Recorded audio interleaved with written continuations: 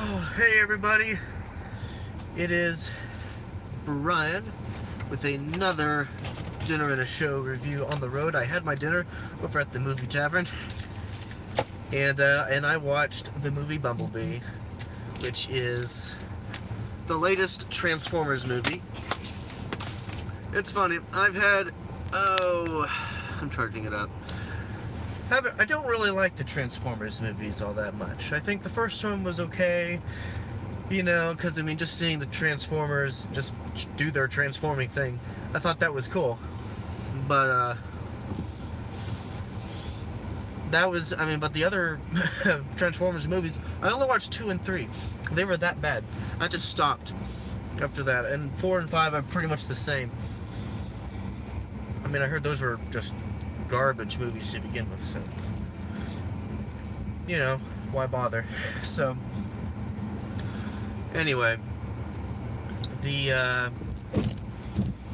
so I didn't really have a whole lot of hopes going into Bumblebee, but there was something that drew me to it that was a little different from the others, and that was that it reminded me of the Iron Giant and E.T.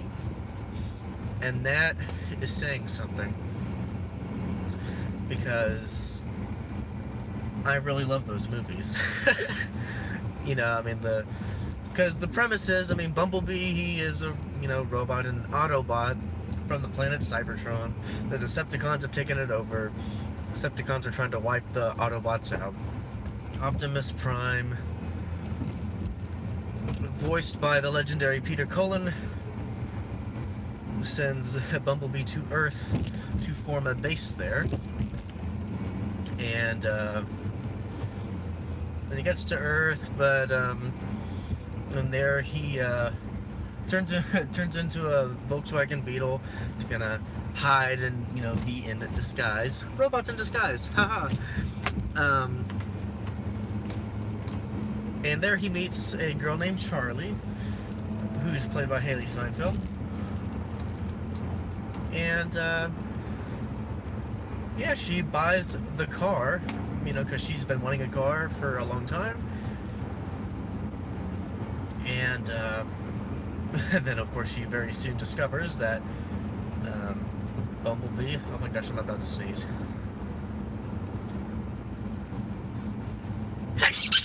Bless me. All right. Yeah, she finds out that he's a robot. Find out that, while traveling to Earth, his memory's been damaged. So she doesn't remember, or he doesn't remember anything. Yeah, so what do you do when you have a robot for a car? And the government is after you. The military, who, one of the main commanders is led by, John Cena. Yeah, so what do you do in that situation? Well, I don't know, but a wonderful bond forms between Bumblebee and Charlie, and all the while trying to hide from the Decepticons and try to get a distress signal out so that the Autobots can regroup and plan a form of attack against Megatron and his evil forces. So what did I think of this movie? Well, I thought it was great. I thought it was a great time, and it did something that I never thought a Transformers movie would do, and that'd be to give me feelings. Make me feel things. And so I was just like, what in the world is happening? So yeah, this movie was actually really good. I love the action sequences. You actually understand what's going on. Unlike the Michael Bay Transformers movies, where the action is so close, the colors are so saturated, you couldn't tell what the heck was going on.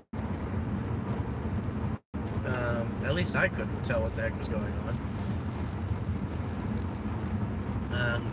This was actually directed by Travis Knight, who is part of, he usually works in Leica Studios on projects, like he did Kubo and the Two Strings.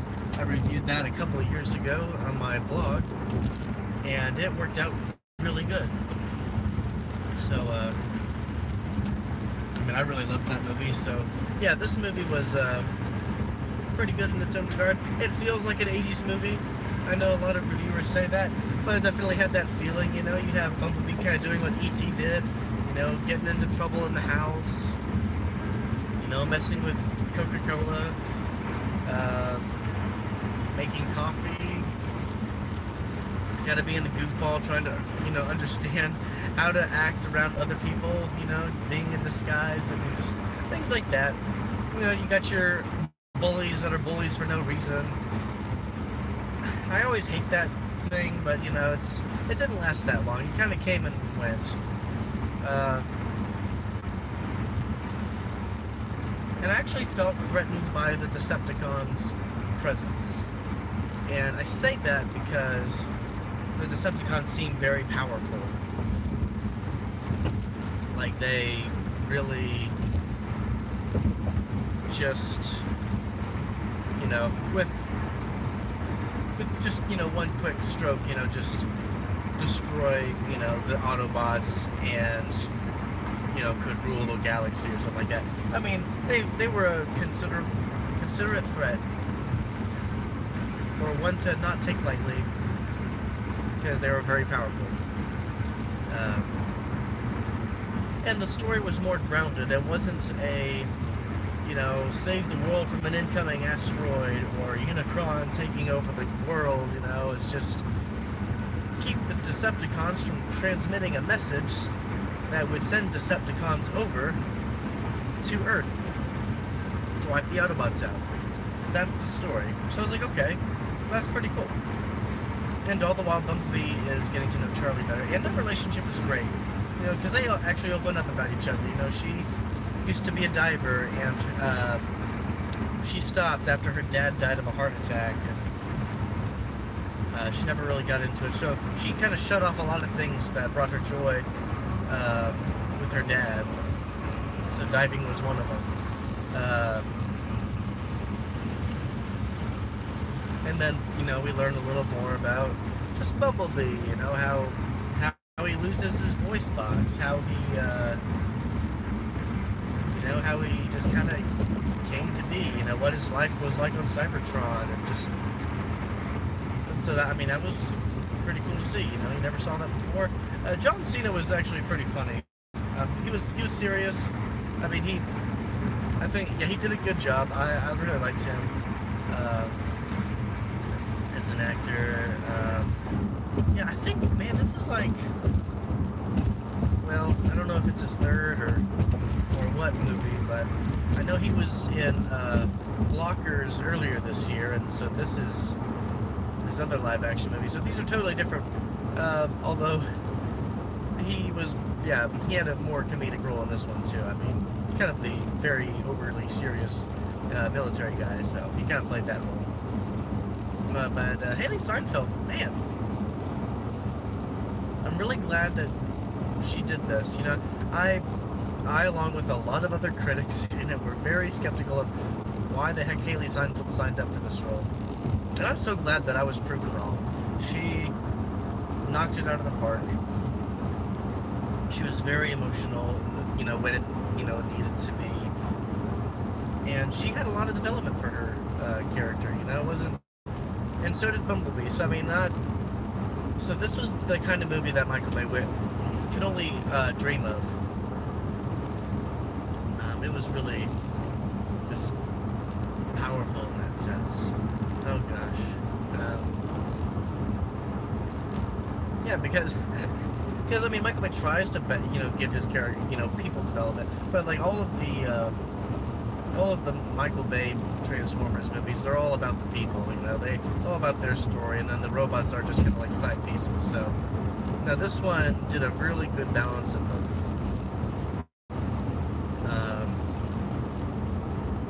This one does tie to the first Michael Bay movie a little bit. Kind of has to. I mean, because it's kind of still in that universe. But who knows? They might be able to, you know, reboot it and stuff. Of course, the sound design is fantastic. I'll say the design of the Decepticons and Autobots is great. Because it's more like the toys that people from the 80s grew up with. They're not all crazy looking like the Bay movies. The parts, I mean, I felt like a lot of the Transformers, especially the Decepticons, in the Bay movies, they had so many detailed parts that you just really couldn't tell, like, where their mouth is, their eyes were, where... It was just so detailed that it just kind of got lost in the design. Like, you just paid more attention to the details than the overall design. Whereas this one, it was more simple. Yeah, believable enough to where when the parts changed around, you know, it's like, it wasn't, like, too crazy. So, yeah, I mean, I really liked that aspect of it. And I thought the fights were great. Yeah, it's like, it's wide enough. The shots were wide enough to where you can actually see what's going on, who's fighting who. You know, a little bit of creativity in the camera work. Good characters. There's Haley and her friend Memo. I forget his actor's name, but you know, it was pretty funny. You know, he likes Charlie and he's trying to go out with her. I'll leave it up to you about what the success of that is.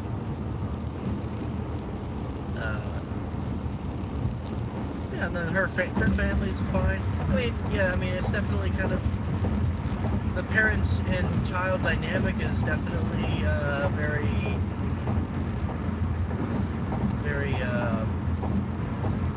80s and 90s, you know, where the child's kind of a rebel. But we understand why she's a rebel, because her dad died, and then her mom is moving on with some other guy that she just can't really grasp that he can be a replaceable, or a father, another father, a stepfather, a part of the family. So, anyway, so the movie was really good. There were some emotional parts, especially when when Charlie opens up to Bee about, you know, just about her dad and stuff. And, you know, when I care about a robot being hurt, like Bee, I mean, that means that it's a good movie. Is it the best movie? No, but I'm sure it's the best movie of the weekend because Aquaman's coming out, Mary Poppins Returns is coming out. I'm not sure what those movies are going to be like, but I have a feeling it's going to, you know, that they're just not... I feel like that Bumblebee is going to be the underrated movie, but overall it's going to be the best one out of those three. There are a couple of mid-credit end roll scenes, but I don't think there's nothing in the end credits, so you don't have to stay till the end. Haley Steinfeld made a song for the end credits, so that was pretty cool. So, anyway, I'd give this a watch. You know what? This is like the first time I'm giving a Transformers movie a thumbs up, a really good high five. It's like, well done, Travis Knight, well done, Paramount. I hope that you, you know, make a spin-off or a sequel to this movie rather than have it connect to the Michael Bay movies, because this one is the one that everyone really cared about. This is the movie that all of the Transformers fans wanted. And it wasn't until I watched a show called Transformers Prime where I actually cared about these robots. So, yeah. So I'm glad that this movie sort of restored my faith as well. So, anyway, those are my thoughts on it. I hope you liked them, and I hope that that gives you kind of a decision of whether or not you want to go see the movie. I think it's fantastic, so I'd go see it. Anyway, that's all I got. My name's Brian, and until next time, I'll see you at the movies.